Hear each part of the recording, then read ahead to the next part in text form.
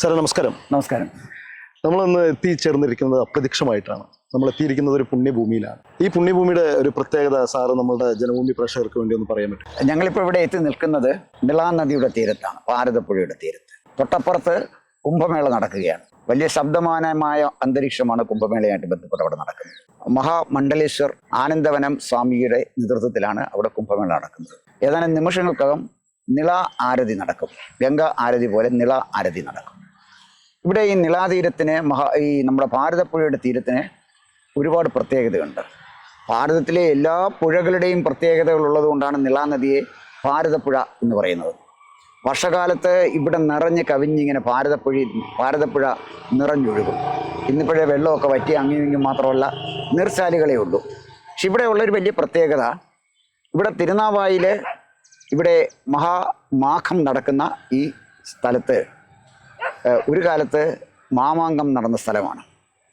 ഈ മണ്ണിനൊരു പ്രത്യേകതയുള്ളത്, ശിവനും വിഷ്ണുവും ബ്രഹ്മ വിഷ്ണു മഹേശ്വരന്മാർ എന്ന് പറയുന്നതാണ് കറക്റ്റ്. അവർ കുടികൊള്ളുന്ന സ്ഥലമാണ് തിരുനാവായ.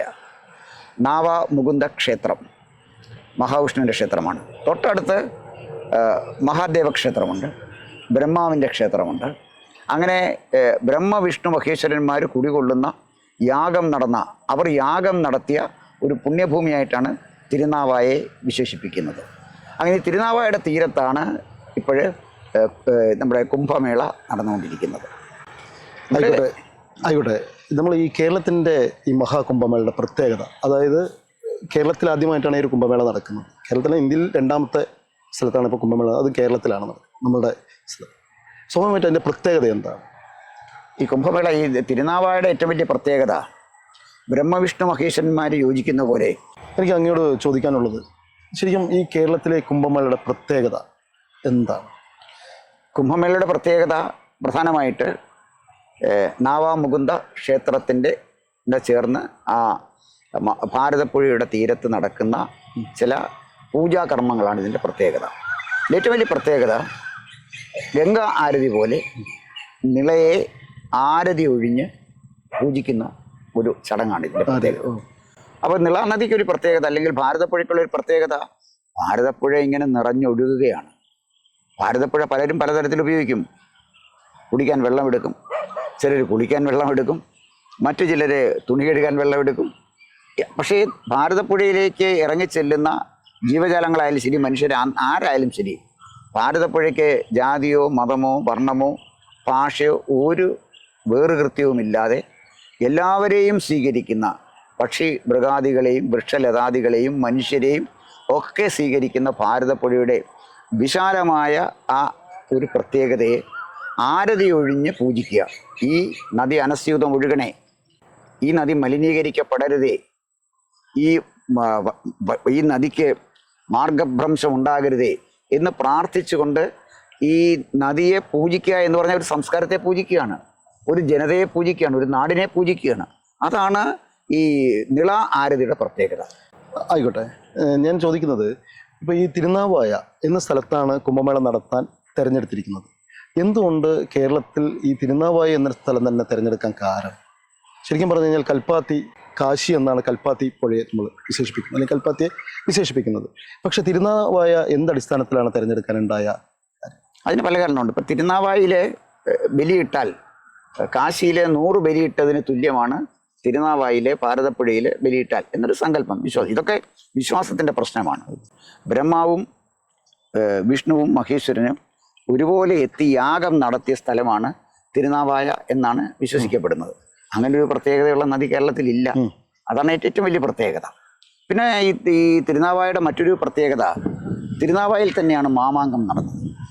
അപ്പോൾ തിരുനാവായിലേക്കൊരു പ്രത്യേകതയുള്ള ഈ കുംഭമേള അടക്കമുള്ള തിരുനാവായയുടെ തീരത്ത് നടക്കുന്ന എല്ലാ ആഘോഷങ്ങൾക്കും ഒരു പ്രത്യേകതയുള്ളത്, തിരുനാവായിൽ ഭാരതപ്പുഴയുടെ തീരത്ത് രാഷ്ട്രീയവും അതുപോലെ തന്നെ സംസ്കാരവും ആത്മീയതയും ഒരുപോലെ ലയിച്ച് ചേരുന്ന ഒരു സ്ഥലമാണ് നമുക്ക് കാണാൻ പറ്റും. ഉദാഹരണത്തിന് മാമാങ്കം നടക്കുമ്പോൾ സാമൂതിരി വാളുമായി നിലപാട് തറയിൽ നിൽക്കും.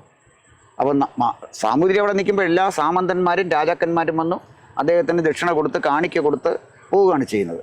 അവരെല്ലാം സാമൂതിരിയുടെ അധീശത്വം അംഗീകരിക്കുക ചെയ്യുന്നത്. പക്ഷെ സാമൂതിരി എന്ന് പറയുന്ന ഭരണകർത്താവിനെ അംഗീകരിക്കാത്ത വള്ളുവക്കോനാതിരി അദ്ദേഹം വരില്ല. പകരം സാമൂതിരിയെ കൊല്ലാനായിട്ട് അദ്ദേഹം ചാവേർപ്പടയെ അയക്കും. അപ്പോൾ ചാവേർപ്പട വരുന്നെന്ന് സാമൂതിരിക്കും അറിയാം. വള്ളുവക്കോനാതിരി അയക്കുന്ന ചാവേർപ്പട ഒരിക്കലും തിരിച്ചു വരില്ല എന്നറിഞ്ഞ് മരണത്തിലേക്ക് അവർ പോവുകയാണ്. ഒരു സൂയിസൈഡ് സ്ക്വാഡാണിത്. അവരവിടെ ചെല്ലും, സാമൂതിരിയെ കൊല്ലാൻ അവർ ശ്രമിക്കും. വാള് ഉയർത്തിപ്പിടിച്ച് പോകുമ്പോൾ സാമൂതിരിയുടെ പട്ടാളക്കാർ ഇവരെ കൊല്ലും. ഇത് അറിഞ്ഞുകൊണ്ട് തന്നെയാണ് അവർ പോകുന്നത്, കൊല്ലപ്പെടുമെന്ന് അറിഞ്ഞുകൊണ്ട് തന്നെയാണ് പോകുന്നത്. അപ്പം ഇങ്ങനെ പോകുന്ന ചാവേറുകൾക്ക് വള്ളുവക്കോനാതിരി വലിയ അംഗീകാരമാണ് ആ നാട്ടുകാരൊക്കെ കൊടുക്കുന്നത്. തിരുമാന്താംകുന്നിൽ നിന്നാണ് ഈ ചാവേറുകൾ അങ്ങോട്ട് പോകുന്നത്, ചാവേർ പട പോകുന്നത്. അപ്പോൾ ഇവിടെയുള്ള അതിൻ്റെ രാഷ്ട്രീയം എന്താണെന്ന് പറഞ്ഞാൽ സാമൂതിരിയുടെ രാഷ്ട്രീയത്തെ, സാമൂതിരിയുടെ അധീശത്തെ അംഗീകരിക്കാൻ തനിക്ക് സൗകര്യമില്ല എന്ന നിലപാട് സ്വീകരിച്ച വള്ളുവക്കോനാതിരിയോടൊപ്പം നിൽക്കുന്ന ഒരു ജനത നടത്തുന്ന കലാപം നമുക്ക് മാമംഗത്തിൽ കാണാം. അതാണ് ഒരു പ്രത്യേകത. അതതിൻ്റെ രാഷ്ട്രീയമാണ്. പിന്നെ ഒരു സംസ്കാരമുണ്ട്, നിളയുടെ ഒരു സംസ്കാരമുണ്ട്, ഭാരതപ്പുഴയുടെ ഒരു സംസ്കാരമുണ്ട്. വിവിധ സംസ്കാരങ്ങളെ ചേർന്ന് നിൽക്കുന്ന, ഇവിടെ എല്ലാ ജാതി മത വിശ്വാസികളും ഒരുപോലെ ചേർന്ന് നിൽക്കുന്ന, അവരെ തഴുകി ഒഴുകുന്ന ഭാരതപ്പുഴയുടെ സംസ്കാരം എല്ലാത്തിനെയും സമന്വയിപ്പിക്കുന്ന സംസ്കാരമാണ്. ജാതിക്കും മതത്തിനും രാഷ്ട്രീയമായി എല്ലാത്തെയും സമന്വയിപ്പിച്ച് കൊണ്ടുപോകുന്ന ഒരു സംസ്കാരമാണ്. അതാണ് ഒരു സാംസ്കാരിക ഭൂമിയും കൂടാണ്. ഒരുപാട് സാംസ്കാരിക പ്രസ്ഥാനങ്ങൾക്ക് രൂപം കൊണ്ടിട്ടുള്ള തിരുനാവായിലാണ്. നമ്മുടെ രാഷ്ട്രീയ സമരങ്ങൾക്ക് വന്നിട്ടുണ്ട്. ഗാന്ധിജിയുടെ അഹിംസയുമായി ബന്ധപ്പെട്ട പ്രസ്ഥാനങ്ങൾക്ക് ഇവിടെ വേദിയായിട്ടുണ്ട്. അപ്പോൾ ഇവിടെ ഇതിൻ്റെ ഒരു സംസ്കാരമുണ്ട്. അപ്പം വിവിധ സംസ്കാരങ്ങൾ സമന്വയിക്കുന്ന ഒരു സ്ഥലവും കൂടാണ് ഈ ഭാരതപ്പുഴയുടെ തിരുനാവായ. പിന്നെ മൂന്നാമത് ഉള്ള ഒരു പ്രധാനപ്പെട്ട വ്യത്യാസം ആത്മീയതയാണ്. ഞാൻ മുമ്പ് സൂചിപ്പിച്ച പോലെ ബ്രഹ്മാവും വിഷ്ണുവും ശിവനും തപസ്സനുഷ്ഠിച്ച ഈ സ്ഥലം, ഇതിനൊരു ആത്മീയതയുണ്ട്. ആ ആത്മീയതയുടെ ഭാഗമാണ് ഇപ്പോൾ നടക്കുന്ന കുംഭമേള. രാഷ്ട്രീയം അവസാനിച്ചു കഴിഞ്ഞു. നിലപാട് തറയിൽ നിൽക്കാൻ സാമൂതിരി ഇല്ലെങ്കിലും സാമൂതിരി നിന്ന നിലപാട് തറ ഇവിടെ അല്ലെങ്കിലും പല നിലപാട് തറയിലും സാമൂതിരിമാർ നിൽക്കുന്നുണ്ട്. ഇന്ന് നിലപാട് തറ ഇവിടുന്ന് മാറി നേരെ തിരുവനന്തപുരത്തോട്ട് പോയി എന്ന് മാത്രമേ ഉള്ളൂ. നിലപാട് തറ ഇവിടെ ഇല്ല, തിരുവനന്തപുരത്തായി. ചാവേർപ്പട, വള്ളുവക്കോനാതിരി അയക്കുന്ന ചാവേർപ്പട അവിടെയല്ല, അവരും തിരുവനന്തപുരത്താണ് സമ്മേളിക്കുന്നത്. അപ്പോൾ അതതിൻ്റെ രാഷ്ട്രീയമാണ്. അപ്പോൾ ഇത് ഞാൻ പറഞ്ഞ വലിയൊരു രാഷ്ട്രീയത്തിന്, സംസ്കാരത്തിന്, ആത്മീയതയ്ക്ക് ഒക്കെ രൂപം കൊടുത്ത ഒരു മഹാനദിയുടെ തീരത്താണ് നമ്മളിപ്പോൾ നിൽക്കുന്നത്. നമ്മൾ കഴിഞ്ഞ വർഷം നടന്ന പ്രയാഗ്രാജ്, അവിടെ കുംഭമേള നടക്കുന്ന സമയത്ത് മാധ്യമങ്ങൾ അല്ലെങ്കിൽ വാർത്താ ചാനലുകൾ അല്ലെങ്കിൽ ഓൺലൈൻ മീഡിയാസ് അതിപ്രാധാന്യം നൽകിയിരുന്നു. വേൾഡ് വൈഡാണ് ആ കുംഭമേളയ്ക്ക് പ്രാധാന്യം നൽകിയതും. ഒരുപാട് ലക്ഷോപലക്ഷങ്ങൾ അല്ലെങ്കിൽ കോടിക്കണക്കിന് ആൾക്കാർ അവിടെ എത്തി എന്ന് വേണമെങ്കിൽ നമുക്ക് പറയാം.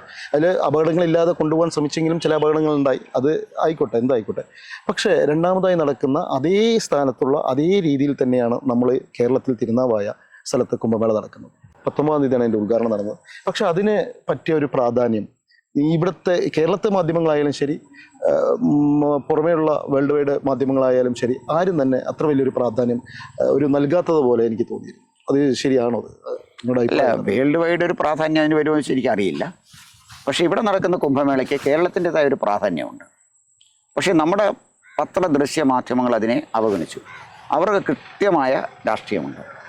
എനിക്ക് ഏറ്റവും അധികം അവജ്ഞയുള്ളത് നമ്മുടെ പത്രപ്രവർത്തകരോട്. വയറുപിഴപ്പിന് വേണ്ടി ഇവറ്റകൾ എന്തും ചെയ്യും. ചാനൽ ചർച്ചയിൽ വന്നിരുന്ന് എന്ത് വൃത്തികേടും പറയും, ഏത് വേഷവും കെട്ടും. ഇത് നമ്മൾ കണ്ടുകൊണ്ടിരിക്കുന്നതാണ്. ഈ നികൃഷ്ടജീവികൾ എന്നേ കേരളത്തിലെ ദൃശ്യ മാധ്യമങ്ങളെ എനിക്ക് വിശേഷിപ്പിക്കാൻ കഴിയുള്ളൂ. ഇവിടെ നടക്കുന്ന ഒരു മഹാസമ്മേളനത്തെ, ഒരു ആത്മീയ സമ്മേളനത്തെ, ഈ നിളാനദിയെ ആദരിക്കുന്ന ഒരു ഏറ്റവും മഹത്തായ, ഏറ്റവും ഉദാത്തമായ ഒരു ചടങ്ങിനെ തമസ്കരിക്കുന്ന നികൃഷ്ടജീവികൾ പത്രക്കാരല്ല.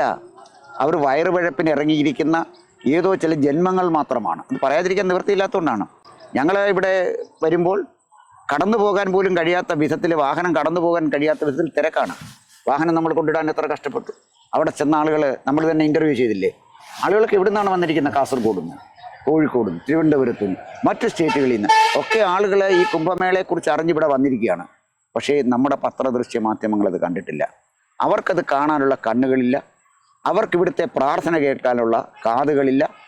അത് ജനങ്ങളോട് പറയാനുള്ള നാവുമില്ലാത്ത ഈ അന്ധരും ബധിരരും മൂകരുമായ ഈ പത്രപ്രവർത്തകരാണ് നമ്മുടെ ജനാധിപത്യത്തിൻ്റെ ഏറ്റവും വലിയ ശാപം എന്ന് നിളാനദിയുടെ തീരത്ത് നിന്ന് ഞാൻ പറയുന്നത് നിറഞ്ഞ ഹൃദയവേദനയോടെയാണ്. ആയിക്കോട്ടെ, അങ്ങനെയാണെങ്കിൽ ഈ ചില മാധ്യമങ്ങൾ ഇവിടെ തിരുനാവായിൽ ഇപ്പോൾ എവിടെ വേണമെങ്കിലും കുംഭമേള അതിനനുസരിച്ച് പുണ്യ സ്ഥലമായിരിക്കണം കുംഭമേള നടത്തുന്ന സ്ഥലം. പ്രയാഗരാജ് കഴിഞ്ഞാൽ അടുത്ത തിരുനാവായിലാണ് നടത്തിയിരിക്കുന്നത്. അത് ശരിക്കും അഭിമാനം കൊള്ളേണ്ട കേരളം ശരിക്കും അഭിമാനം കൊണ്ട് മുന്നോട്ട് പോകേണ്ടതാണ്. പക്ഷേ ചില മാധ്യമങ്ങൾ അതിനെ രാഷ്ട്രീയവൽക്കരിച്ചു. രാഷ്ട്രീയപരമായിട്ടുള്ള ഇലക്ഷനോടനുബന്ധിച്ച് വരുന്ന ഒരു സംഭവമാണ് എന്ന രീതിയിൽ ചിത്രീകരിച്ച 1-2 മാധ്യമങ്ങൾ, ഞാൻ പേര് പറയുന്നില്ല മാധ്യമങ്ങളുടെ. ശരിക്കും അതൊരു ഒരു ശരിയായ ധർമ്മമാണോ അവർ ചെയ്തത്? അല്ലെങ്കിൽ ഇത്രയും വലിയൊരു സംഭവം നടക്കുമ്പോൾ നമ്മൾ കേരളത്തിൽ മൊത്തം ജനങ്ങളും ഇതിൽ ഒന്നിച്ചു നിന്നുകൊണ്ട് ശരിക്കും പറഞ്ഞാൽ ഈ പുണ്യ സ്ഥലത്തെ നമ്മൾ പ്രോത്സാഹിപ്പിച്ച് നമ്മളുടെ കേരളത്തിന് അഭിമാനം കൊള്ളേണ്ട ഒരു നിമിഷമല്ലേ ഇത്? തീർച്ചയായിട്ടും ഇതിലൂടെ നമ്മൾ കുംഭമേളയ്ക്ക് ഇവിടെ വന്ന് നമ്മൾ ഒന്നിച്ചാണ് വന്നത്. നമ്മൾ കാറ് പാർക്ക് ചെയ്യാൻ ബുദ്ധിമുട്ട് വന്നു. 3 മണിക്കൂർ നേരത്തേക്ക് കാറ് പാർക്ക് ചെയ്യുന്നതിന് ഒരു വെറുതെ കിടക്കുന്ന പുരയിടത്തിൻ്റെ ഉടമ നമ്മുടെ നിന്ന് വാങ്ങിച്ചത് 100 രൂപയാണ് അല്ലേ? ഇവിടെ വന്ന നിരവധി ആളുകൾ ആഹാരം കഴിക്കുന്നു. കടകളൊക്കെ വളരെ സജീവമാണ്. അപ്പോൾ ഇവിടുത്തെ മാർക്കറ്റ്, കടകളൊക്കെ സജീവമാകുന്നു. കേരളത്തിൻ്റെ വിവിധ ഭാഗങ്ങളിൽ നിന്നും തിരുനാവായിലേക്ക് ആളുകൾ വരുന്നു. അപ്പോൾ തിരുനാവായുടെ മാർക്കറ്റ് സജീവമാകുന്നു, കേരളത്തിൻ്റെ മാർക്കറ്റ് സജീവമാകുന്നു. അതുപോലെ തന്നെ ഇവിടുത്തെ ജനങ്ങൾ, ഞങ്ങളെ വഴി ചോദിച്ചവരൊക്കെ പലപ്പോഴും ചില കാഴ്ചയിൽ തന്നെ മുസ്ലിങ്ങളെന്നറിയാവുന്ന ആളുകളോടൊക്കെ വഴി ചോദിച്ചപ്പോൾ എത്ര സ്നേഹത്തോടാണ് അവർ വഴി പറഞ്ഞു തരുന്നത്. കൂടെ വന്ന സ്ഥലം കാണിച്ചു തരാമെന്ന് പറഞ്ഞ ആളുകൾ പോലും ഉണ്ട്. ഒരു ജാതി മതഭേദമൊന്നും ഞങ്ങളിവിടെ കണ്ടില്ല. പക്ഷേ ഇതൊന്നും കാണാനുള്ള നമ്മുടെ ജേർണലിസ്റ്റുകൾക്ക് കാണാൻ കഴിയുന്ന ജേർണലിസ്റ്റുകൾ ജീർണ മനസ്സുള്ള ഇവറ്റകൾക്ക് അതൊന്നും കാണാൻ പറ്റുന്നില്ല. അതാണ് ഇവിടുത്തെ ഏറ്റവും വലിയ മതസൗഹാർദ്ദം. ഞങ്ങൾ പലപ്പോഴും നിന്ന് ചോദിച്ചത്, കടയിൽ ചായ കുടിക്കാൻ ചെല്ലുമ്പോൾ ചായക്കട നടത്തുന്ന ആൾ, തൊപ്പിയൊക്കെ വെച്ച് ചായക്കട നടത്തുന്ന ആൾ വളരെ സ്നേഹത്തോടാണ്, നിങ്ങൾ എവിടെ നിന്നാണ് വരുന്നത്, ചായ വേണോ കാപ്പി വേണോ, എത്ര സ്നേഹത്തോടെ, അതോ ഒരു ഏറനാടൻ ആതിഥ്യ മര്യാദ നമ്മളിവിടെ ആസ്വദിച്ചാണ് ഈ കുംഭമേളയിൽ പങ്കെടുക്കാനായിട്ട് ഇവിടെ വന്നത്. ഈ കുംഭമേളയെ ഞാൻ മനസ്സിലാക്കിയിടത്തോളം സ്വാമി മഹാമണ്ഡൽ ആനന്ദവനം സ്വാമിജിയുമായിട്ട് സംസാരിച്ചപ്പോൾ അദ്ദേഹം പറഞ്ഞത് ഈ കുംഭമേള തടയാൻ ശ്രമിച്ചത് ഇവിടുത്തെ ജില്ലാ കളക്ടറാണെന്നാണ്. എനിക്ക് അത്ഭുതം തോന്നി.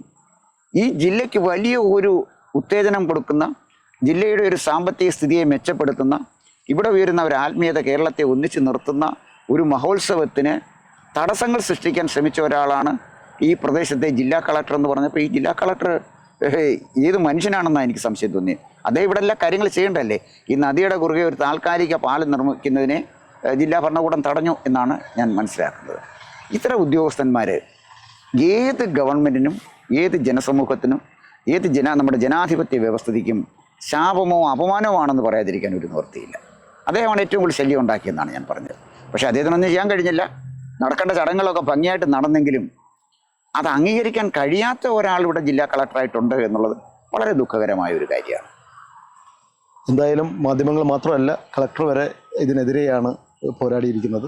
തീർച്ചയായിട്ടും ഇത് വൻ വിജയമായി മാറട്ടെ ഈ കുംഭമേള. നമ്മളും പുണ്യസ്ഥലത്ത് എത്തിയിരിക്കുകയാണ്. നമുക്ക് ആരതി തുടങ്ങാറായി. നമുക്ക് തീർച്ചയായിട്ടും നമുക്ക് അങ്ങോട്ട് പോകാം. ബാക്കിയുള്ള കാര്യങ്ങൾ വഴിയിലേ നമുക്ക് ബാക്കിയുള്ള കാര്യങ്ങൾ പരിചയപ്പെടുത്താം.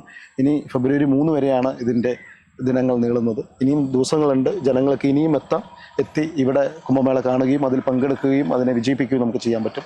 തീർച്ചയായിട്ടും അതിൻ്റെ ലക്ഷ്യം നല്ലത് തന്നെ ആവട്ടെ. എല്ലാ കാര്യങ്ങളും നല്ല രീതിയിൽ നടക്കട്ടെ. തീർച്ചയായിട്ടും നമുക്ക് ആരതി കാണാനുള്ള സമയമായി നമുക്ക് പോകാം. നന്ദി, നമസ്കാരം.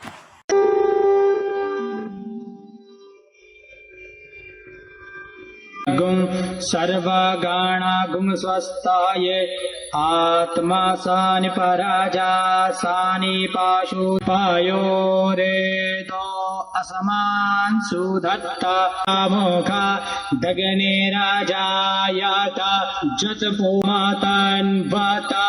वसन्तोऽस्यास्तिदग्गुं हविः प्रजानानां सूर्यो अजायत श्रोत्राध्वदेवास्तानि धर्माणि प्रथमान्या सन्न ते हनाकं महिमानः सेवाः हरिः ॐ इदग्गुं हविः प्रजानानां मे अस्तु दशवीरग्गुं सुसानि लोके प्रजां बहुन्नं पयोरेतो असमान सुधत्ता अम्बत वसन्तोऽस्यासीद्भवेः जजिमासानि पराजासानि पाशुसानि मनसो जातश्चक्षोः ജനങ്ങളോടുള്ള പ്രതിബദ്ധതയുടെ നേത്രദർശനമാണ് ഐ വിഷൻ ന്യൂസ്. ഇപ്പോൾ തന്നെ സബ്സ്ക്രൈബ് ചെയ്യൂ, ബെൽ ബട്ടൺ അമർത്താൻ മറക്കരുത്.